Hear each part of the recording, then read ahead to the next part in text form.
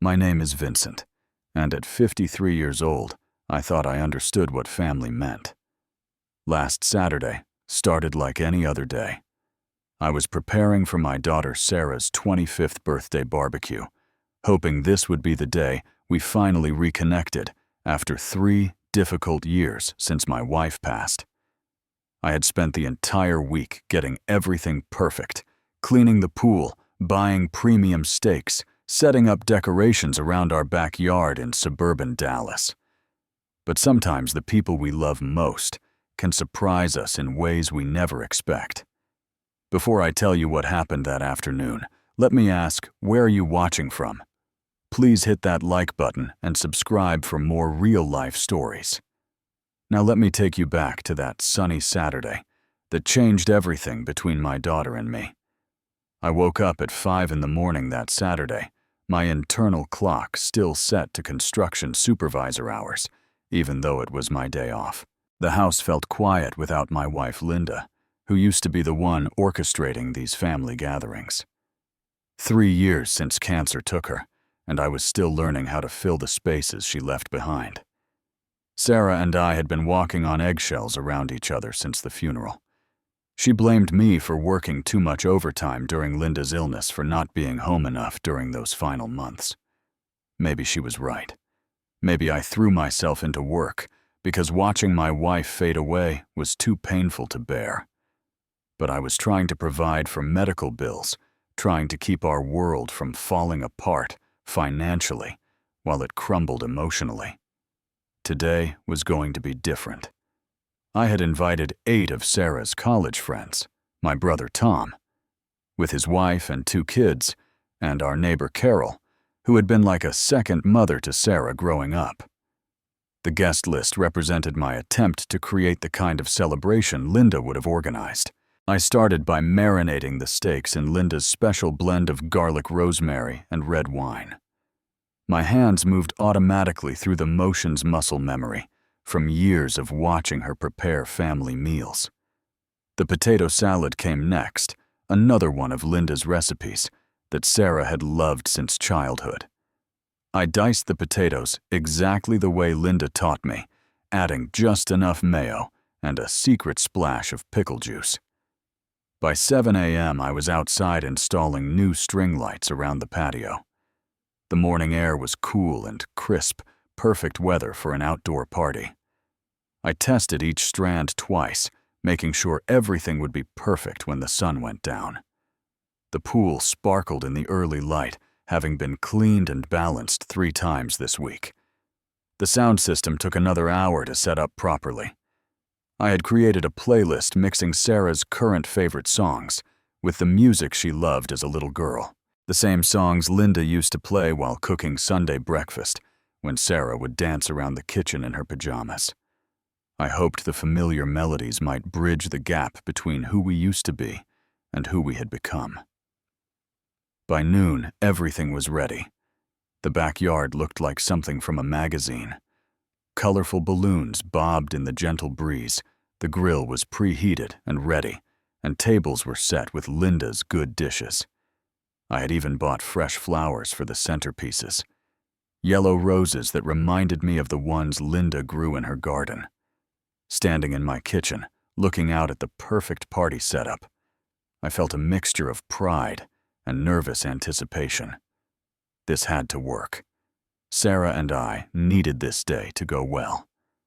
We needed to find our way back to each other, to honor Linda's memory by rebuilding what grief had torn apart. Sarah arrived at 2 p.m. sharp, pulling into the driveway, with 3 of her friends crammed into her Honda Civic. I watched through the kitchen window as they piled out, laughing and chatting in the carefree way of young people who still believed the world owed them happiness. My daughter looked beautiful in her sundress and sandals, her dark hair pulled back in a ponytail that made her look younger than 25. She had Linda's smile when she chose to use it, though I had not seen it directed at me in months. Today felt different, though. When she walked into the kitchen and saw the spread of food I had prepared, something softened in her expression.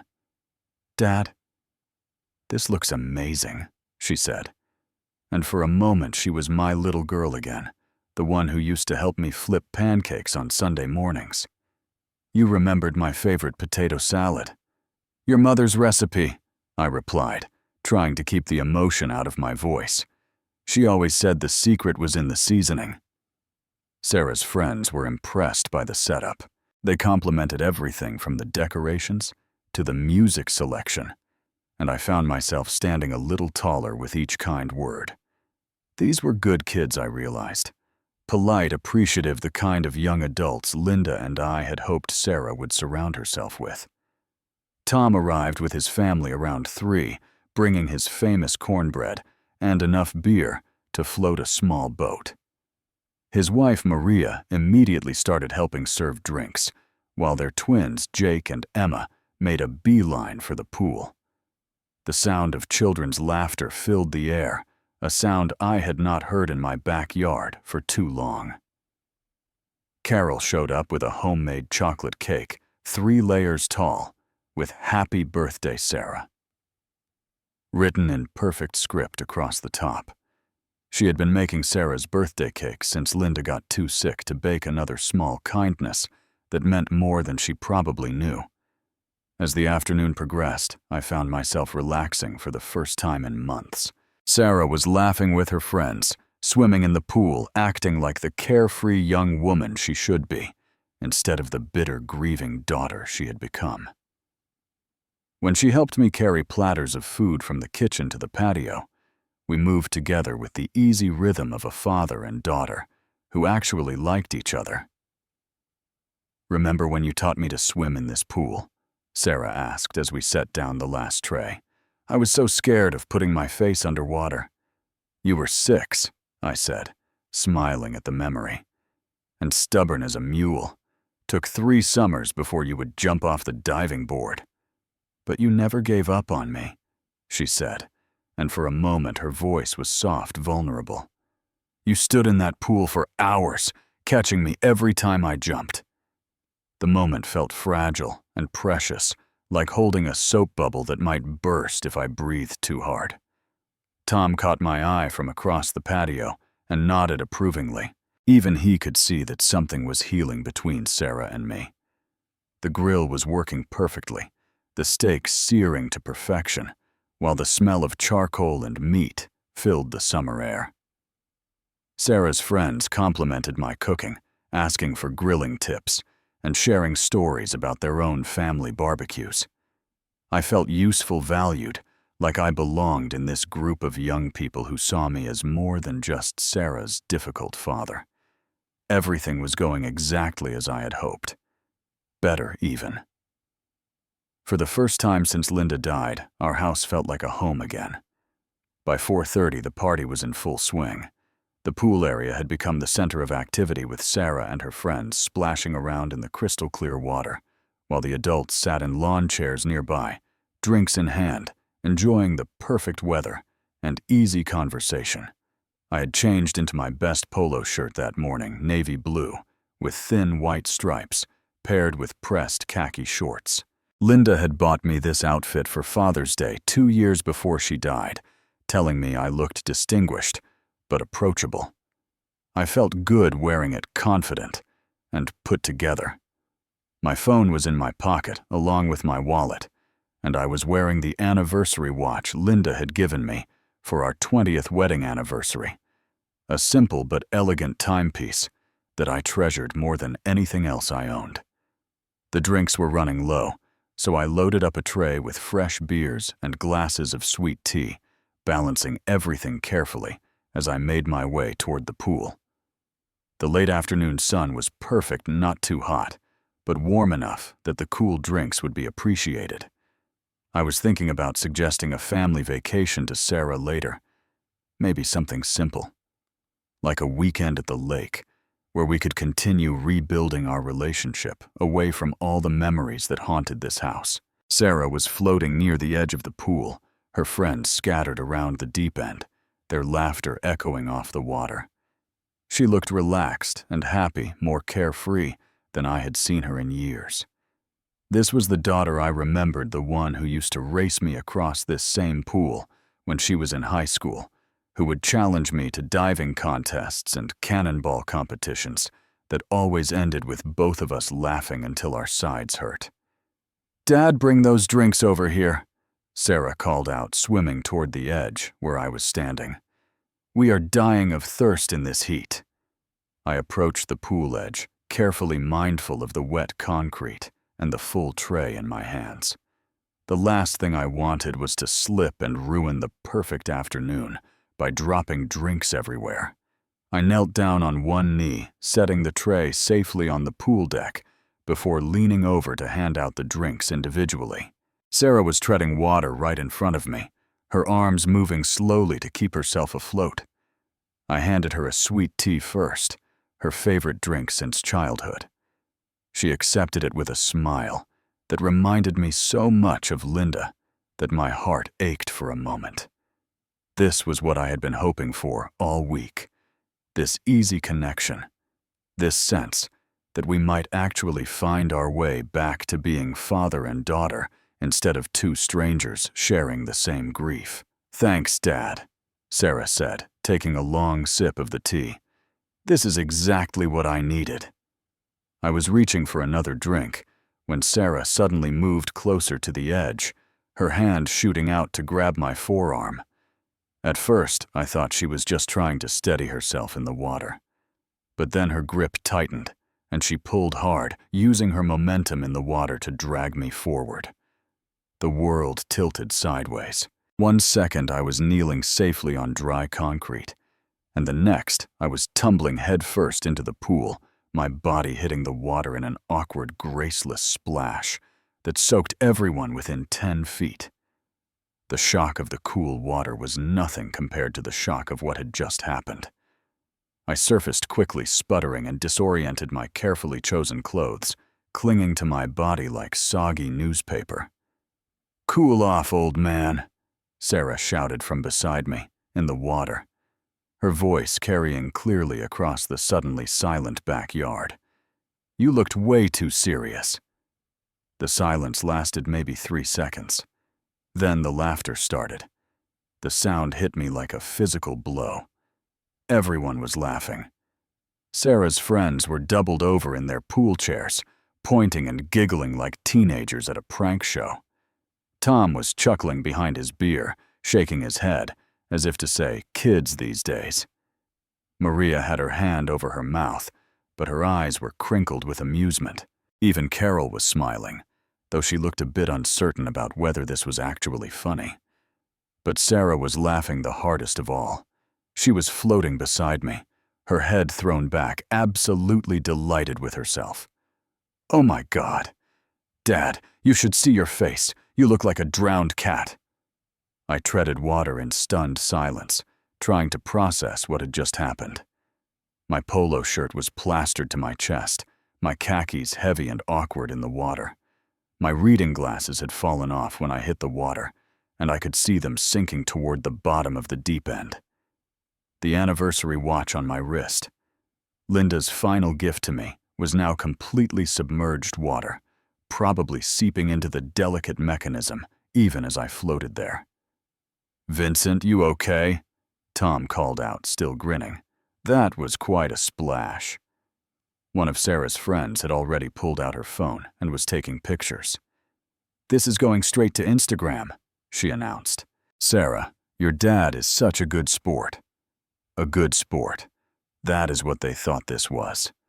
A playful family moment, a harmless prank between a father and daughter who were comfortable enough with each other to engage in this kind of horsing around. They saw a middle-aged man who could laugh at himself, who could take a joke and roll with the punches. They could not see what I was feeling. The humiliation burned in my chest like acid. Not just from being fully clothed in the pool, though that was embarrassing enough. It was the calculation behind it that hurt the most. Sarah had planned this. She had called me over, positioned herself perfectly, waited for the right moment when I was vulnerable and trusting. My phone was completely ruined, soaked through in my pocket.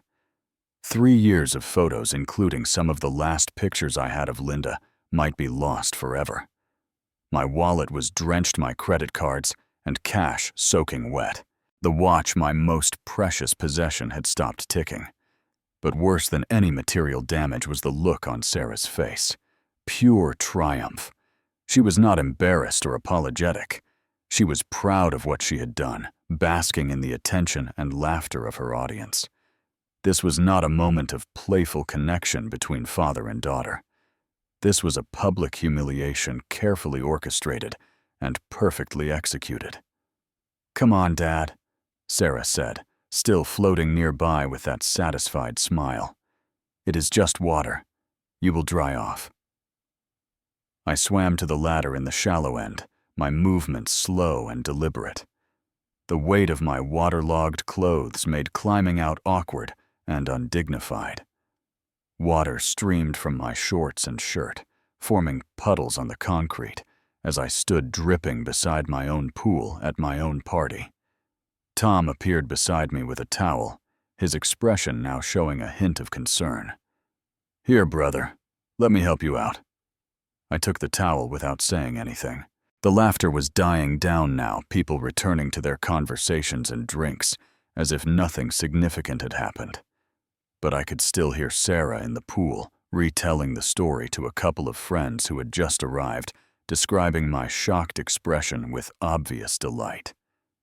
"I am going to go change," I said quietly to Tom, wrapping the towel around my shoulders. "Sure thing," he replied. "Take your time." I walked toward the house, my wet shoes squelching with each step, leaving a trail of pool water across the patio. Behind me, I could hear the party continuing, as if I had never been there at all. Sarah was holding court in the pool, and from the sound of it, my unexpected swim had become the highlight of the afternoon. The bathroom mirror reflected a man I barely recognized. My usually neat hair was plastered to my skull in wet clumps. Water dripped from my nose and chin onto the tile floor. The polo shirt Linda had picked out clung to my body in unflattering ways, and my khakis looked like I had been caught in a downpour. I peeled off the soaked clothes piece by piece, each item landing with a wet slap in the laundry basket. The phone came out of my pocket completely dead. The screen black and unresponsive, no matter which buttons I pressed. 3 years of photos, text messages, voicemails from Linda during her illness, all potentially lost, because my daughter thought it would be funny to push me into a pool. The watch was the worst part. Linda had saved for months to buy it, working extra shifts at the hospital, even while she was starting to feel the first symptoms of the cancer that would eventually kill her.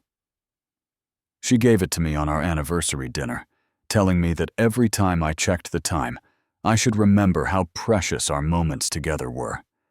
Now the crystal face was fogged with condensation, and the second hand had stopped moving. I sat on the edge of the bathtub in my underwear, holding the watch up to the light, willing it to start ticking again. But the silence was absolute. Another piece of Linda gone forever because of a stupid prank. The sounds of the party drifted in through the bathroom window. I could hear Sarah's voice, clearly animated and happy, telling someone new about pushing me into the pool. "You should have seen him," she was saying. "He looked so shocked, like he could not believe his precious little princess would do such a thing." Precious little princess. Is that how she saw herself in my eyes? Some spoiled brat who got away with everything because Daddy could not say no. The words stung because there might have been some truth to them. Since Linda died, I had been trying so hard to make up for my failures as a husband that I had forgotten how to be a father. I thought about all the times I had apologized to Sarah over the past 3 years. Apologizing for working too much during Linda's illness. Apologizing for not grieving the right way. Apologizing for being awkward and uncomfortable with emotions. Apologizing for still being alive when her mother was not. How many family dinners had I endured, where Sarah made cutting remarks about my cooking my clothes, my inability to be the social butterfly Linda had been. How many times had she criticized my attempts to maintain traditions, to keep holidays and birthdays special. I had absorbed every criticism, every cruel comment, telling myself it was just grief, talking that she would come around eventually if I just tried harder. But this was different. This was not grief. This was deliberate cruelty, performed for an audience designed to make me look foolish in front of people whose respect I was trying to earn. This was my daughter treating me like a joke, like someone whose feelings did not matter as long as she got her laughs. I stood up and walked to the window looking out at my backyard. The party was in full swing. People were eating the food I had prepared, enjoying the atmosphere I had created, laughing at the entertainment my humiliation had provided. Sarah was out of the pool now, sitting with a group of friends, still animated, as she recounted her triumph. That is when I made the decision. Slowly, quietly, with the kind of calm that comes from absolute certainty, I decided that this party was over. Not just the party, but my tolerance for being treated like a doormat in my own home. I was 53 years old, a grown man, who had built this house with his own hands, who had provided for his family for decades, who deserved basic respect from his own daughter. I got dressed in fresh clothes, taking my time, thinking through what I was going to do. There would be no yelling, no dramatic confrontation, no emotional speeches about feelings and respect. There would just be consequences, real immediate consequences, that would make it clear that treating me like a fool was no longer acceptable. The man who walked out of that bathroom was not the same man who had been pushed into the pool 20 minutes earlier. That man had been desperate for his daughter's approval, willing to accept any treatment if it meant avoiding conflict. This man was done accepting unacceptable behavior. This man was done being a joke in his own home. I walked out of the house and into the backyard with the kind of quiet determination that comes from years of construction work, where decisive action can be the difference between a successful project and a dangerous disaster. The party was still going strong, but that was about to change. I started with the grill. The steaks were perfectly cooked exactly the way everyone liked them, ready to be served as the main course of Sarah's birthday celebration. I turned off the gas, closed the lid, and began transferring the expensive meat into a cooler. 12 premium ribeye steaks, $40 each, disappearing into storage, while guests watched in growing confusion. "Vincent," Carol called out from her lawn chair. "What are you doing with the food?" I did not answer. Words would only complicate things, turn this into a discussion or negotiation. This was not a conversation. This was a decision being implemented. The sound system was next. I walked over to the speakers and unplugged them from the wall, cutting off the music mid-song. The sudden silence was jarring, causing every conversation to pause as people looked around to see what had happened. "Dad," Sarah called out from the pool area. She was still in her bikini towel wrapped around her shoulders, finally starting to realize that something was happening. "What are you doing?" I began taking down the decorations I had spent hours putting up that morning. The string lights came down first, carefully coiled and stored in their original packaging. The balloons were untied from their anchors and released to blow away in the afternoon breeze. Tom stood up from his chair, sir. And his face showing the first signs of real concern. "Brother, talk to me. What is going on here? Party is over," I said, simply continuing to pack up supplies. "I need everyone to leave." The words fell into the gathering silence like stones into still water.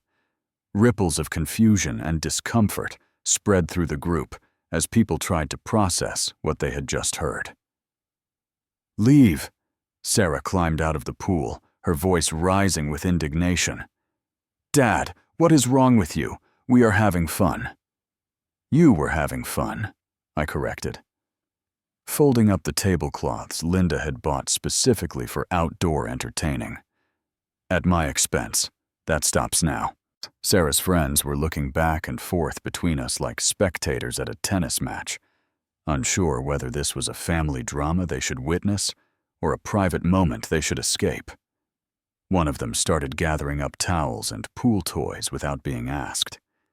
"It was just a joke," Sarah protested, following me as I continued dismantling the party setup. "God, you are so sensitive. Can you not take a little teasing?" I stopped what I was doing and looked directly at her. "You humiliated me for laughs. You ruined my watch, my phone, and my clothes for entertainment. I will not tolerate disrespect in my home." "Disrespect?" Sarah's voice cracked with disbelief. "You are embarrassing me in front of my friends." "You did that to yourself when you pushed me in that pool," I replied, returning to my systematic teardown of the celebration. Maria was quietly helping the twins gather their pool toys, her movements efficient and understanding. She had been married to Tom long enough to recognize when a situation had crossed a line. Carol was already packing up the leftover cake, her face tight with disapproval, though whether it was directed at me or Sarah was unclear. "This is crazy," Sarah appealed to the group looking for allies. "Tell him this is crazy." But no one came to her defense. Tom was watching me with something that might have been respect. Carol was shaking her head sadly. Sarah's friends were clearly uncomfortable, trapped between loyalty to their friend and recognition that she had gone too far. "I am calling Ubers for anyone who rode with Sarah," I announced, pulling out my spare phone from the kitchen. "Everyone else can drive themselves home." "Where am I supposed to go?" Sarah demanded, her voice now carrying a note of genuine panic. "It is my birthday." I handed her the keys to her Honda. "That is your decision to make, but you cannot make it here." The transformation was complete. In less than 15 minutes, I had turned a successful party into an empty backyard. Guests were filing out through the side gate, offering awkward goodbyes and uncomfortable thanks for the abbreviated hospitality. Sarah stood in the middle of it all, clutching her car keys, looking like someone who had just watched her world turn upside down. "Dad, please," she said one last time, her voice smaller now, almost vulnerable. "Can we just talk about this?" "We just did," I replied. "When you pushed me into that pool in front of everyone, you told me exactly what you think of me. I heard you loud and clear." The last car pulled out of my driveway at 5:45 p.m., leaving me alone in a backyard that looked like the aftermath of a tornado. Pool toys floated abandoned in the water. Half-empty drinks sat forgotten on tables. The smell of chlorine and charcoal lingered in the air, mixed with the faint scent of sunscreen and disappointment. But for the first time in 3 years, I felt completely at peace. I finished cleaning up methodically the way I approached every project in my life. Each decoration was carefully stored, every piece of equipment properly maintained and put away. The expensive steaks went into the freezer, where they would wait for a more deserving occasion. The sound system was tested and stored in its original packaging. By the time the sun started setting, my backyard looked exactly as it had that morning, before I had transformed it into a birthday celebration for a daughter who saw fit to humiliate me for entertainment. The only evidence of the party was the slightly elevated chlorine smell from the pool where I had made my unexpected entrance. I sat in my favorite lawn chair, the one Linda used to tease me about because it was more comfortable than our living room furniture, and opened a cold beer. The first sip tasted like victory. The phone calls started within an hour. Tom called first, his voice careful and measured. "Are you okay, brother? That was pretty intense." "I am better than I have been in years," I told him honestly. "Sarah was out of line," he admitted. "Maria and I talked about it on the way home. That was not a joke. That was deliberate humiliation." The validation felt better than I had expected. For months, I had wondered if I was being too sensitive, too demanding, too unwilling to accept that grief changed people. Hearing Tom acknowledge what I had experienced confirmed that I was not losing my mind. Carol texted an hour later. You did the right thing. That behavior was unacceptable. I am proud of you for standing up for yourself. Even some of Sarah's friends reached out, surprising me with their maturity and understanding. Mr. Vincent, I am sorry about what happened today, one of them wrote. Sarah crossed a line. Thank you for everything you did to make today special before things went wrong. But the most important calls never came. Sarah did not apologize. She did not ask to come back and talk things through. Instead, her communications followed a predictable pattern that confirmed everything I had suspected about her motivations. First came the angry texts. I cannot believe you ruined my birthday over a stupid joke. You are impossible to deal with. Then the guilt trips. Mom would be ashamed of how you acted today. She would never have thrown me out on my birthday. Finally, the manipulation attempts through other family members. Can you talk to Dad? He has lost his mind over nothing. But I did not respond to any of it.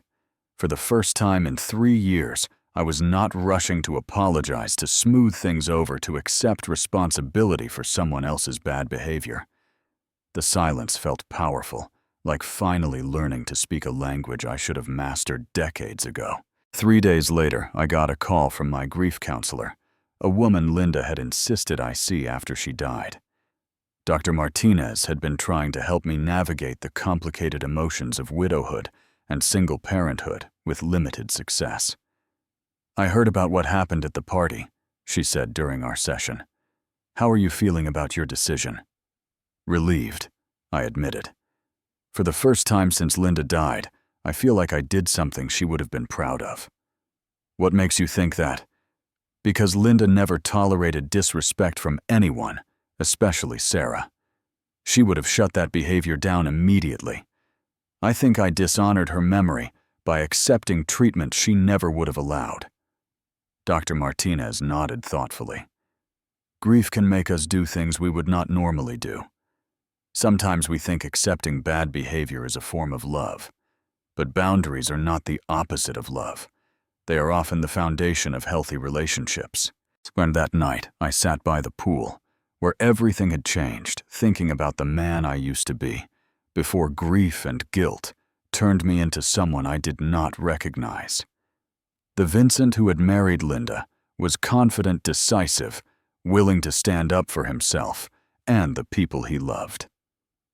Somewhere along the way, I had lost that man in a desperate attempt to hold on to a daughter who was determined to punish me for crimes I might not have even committed. But I was finding him again, one boundary at a time. 3 months passed before Sarah reached out genuinely. 3 months of silence, of missed birthdays and holidays of Tom and Maria, asking careful questions about whether I had heard from her.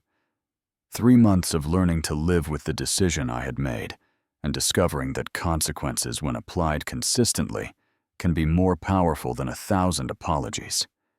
The text came on a Tuesday evening in late October. Dad, can we talk? I think I owe you an apology. We met at a neutral restaurant, a small cafe downtown, that served coffee and sandwiches to the lunch crowd. Sarah looked older, somehow more serious, as if the 3 months had forced her to grow up in ways the previous 3 years had not. I have been thinking about what happened at the party, she said after we ordered. And I think I finally understand why you reacted the way you did.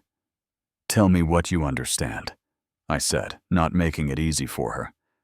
I was angry, she admitted. I have been angry since Mom died, and I was taking it out on you. The pool thing was not about having fun. It was about making you feel as small and helpless as I felt when she was dying.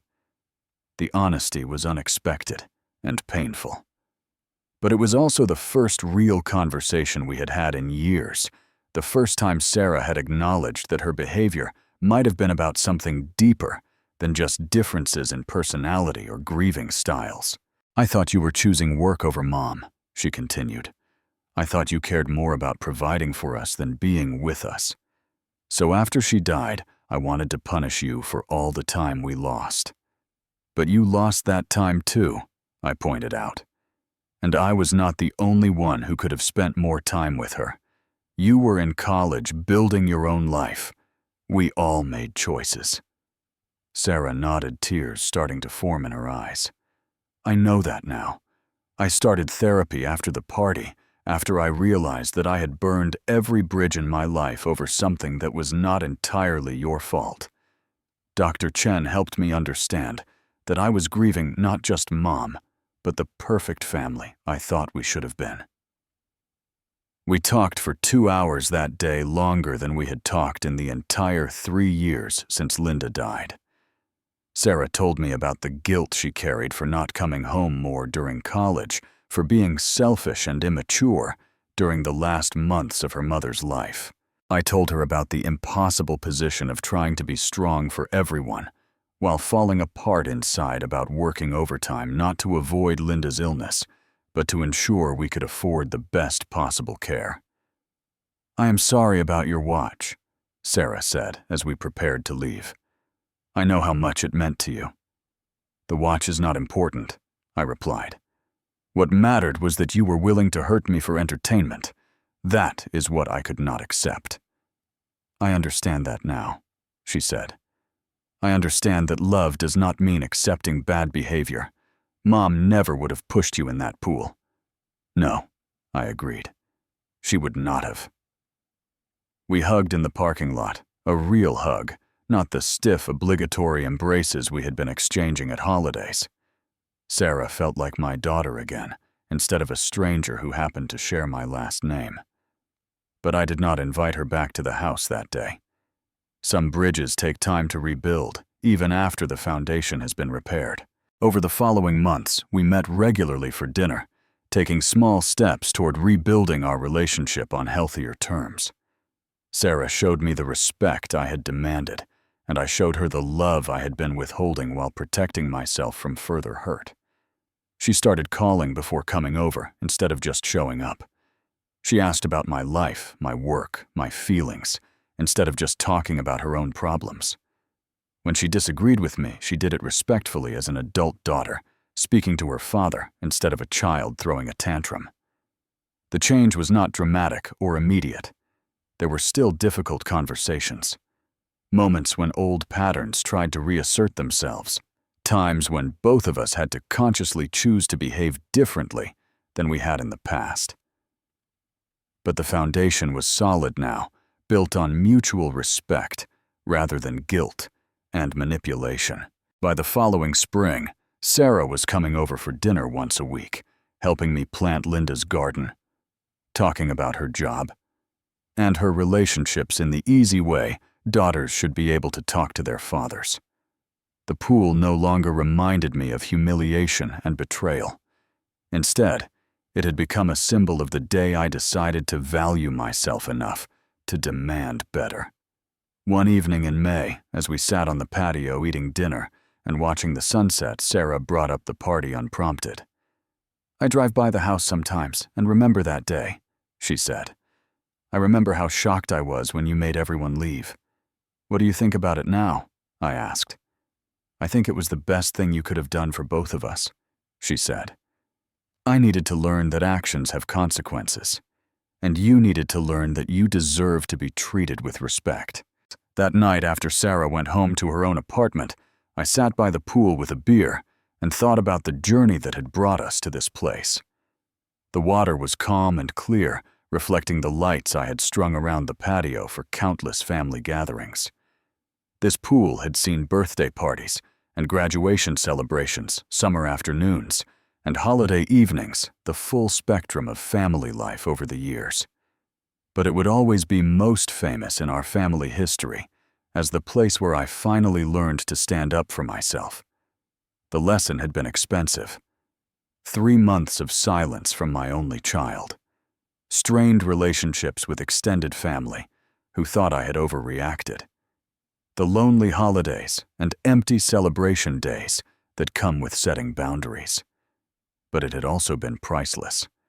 I learned that love without respect is not really love at all. I learned that enabling bad behavior is not kindness. It is cruelty, disguised as compassion. I learned that teaching someone to treat you well is one of the greatest gifts you can give them, even when they resist the lesson. Most importantly, I learned that Linda would have been proud of the man I became that day by the pool. Not the man who had been trying to buy forgiveness for imaginary crimes, but the man who stood up for himself and demanded the respect he deserved. The pool still sparkles in the afternoon sun, just as it did on Sarah's 25th birthday. But now it represents something different than it used to. It represents the day I stopped being afraid of my own daughter's disapproval and started being the kind of father Linda would have wanted me to be. Sometimes the hardest thing and the right thing are the same thing. That day by the pool, I thought I was losing my daughter. But really, I was finding myself. And in the end, that is what saved us both. Have you ever had to make a difficult choice between keeping the peace and standing up for yourself? I would love to hear your stories in the comments below. Please like this video. If my story resonated with you, and subscribe for more real-life experiences that remind us we are not alone in facing life's challenges. Share this with someone who might need to hear that demanding respect is not selfish. It is necessary. Thank you for listening to my story. And remember that sometimes the people who love us most need us to love them enough to set boundaries. Until next time, take care of yourselves and do not be afraid to stand up for what you deserve.